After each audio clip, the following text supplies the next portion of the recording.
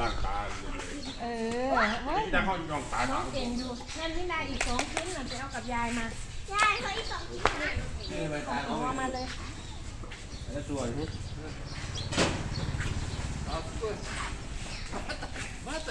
ินดาแบ่งให้ตัวนั้นด้วย แต่ตัวนี้เหรอตัวน้อย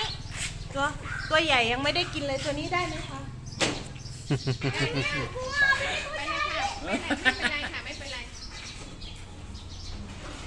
นี่เอาให้ตัวใหญ่แบ่งให้ตัวใหญ่กินด้วย ไอ้กินเลย ยังไม่ให้ตัวน้อยเลยนะแม่ เอาให้ตัวน้อย เดี๋ยว มือ